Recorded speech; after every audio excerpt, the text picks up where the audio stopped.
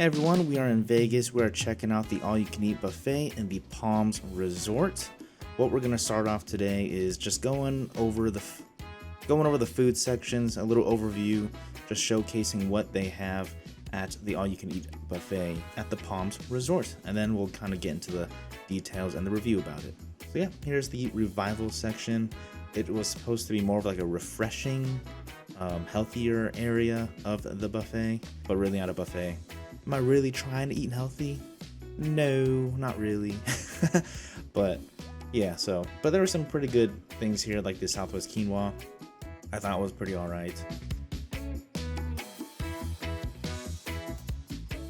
World Pan, this is kind of like the mixture of like the Asian section, if I'm being honest.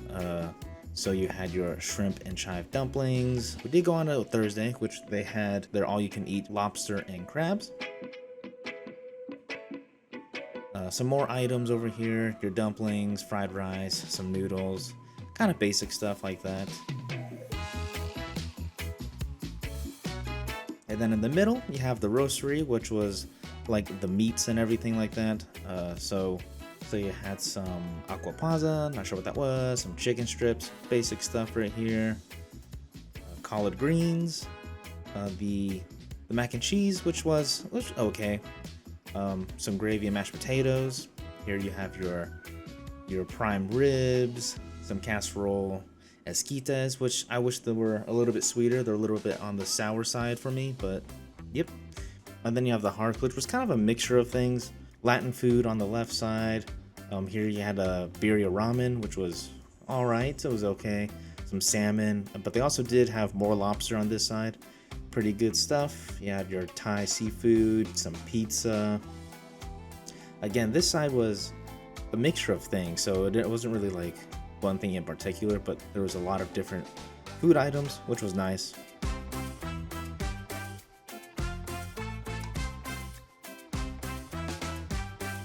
And then here was Smoke and Fire. Here you can get some more meats.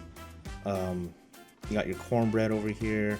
This was like the southern food style, I would say. Your baked beans, some sweet potatoes. You get your sausages and your brisket over here, which it wasn't too bad, but more on that in a little bit. And then some sauces and things like that on the side. And here was my favorite spot, Sweet and Light.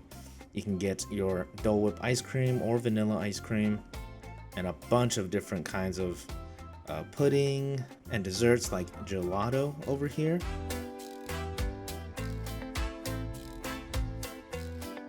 And then you have your pies and pastries over here as well, some cakes, a very wide variety. Here you had some cookies and small little desserts as well.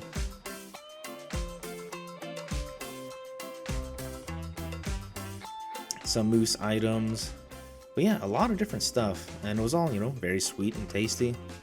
Some creme brulee, brownies, things like that. Yeah, all good stuff. And then in the very center you have the greenery, which is just more healthy stuff. You make your salads, some soups over here as well. They also had a big thing of shrimp that you'll see.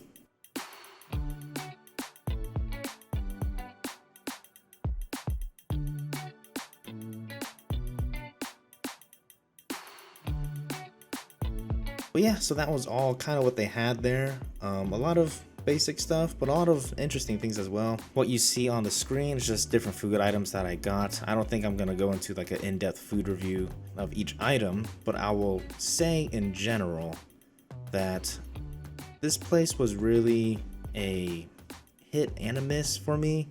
If I didn't go on the lobster and crab day or the seafood special, which is on Wednesdays and Thursdays, I don't think it would have been worth it, because without that, everything was kind of average. Some things tasted good, but some things were a bit of a letdown.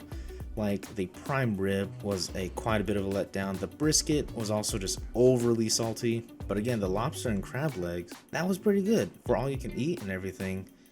I think it was worth it if you were to go on the seafood day, because you get all you can eat lobster and crab, which is very nice.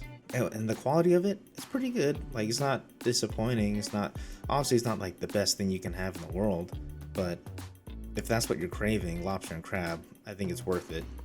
But everything else, like the Asian section, for me, honestly, was a bit of a disappointment. I don't think they just had enough variety, in my opinion. And that's for a lot of other areas too around the buffet.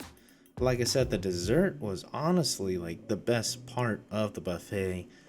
That had a lot of variety, and I got to try a whole bunch of little different desserts, and it was pretty magnificent. And it's kind of hard to screw up a dessert area. Like, can it be screwed up? Yes, but really desserts are a huge part of buffets just because you want to try a whole bunch of different sweet things.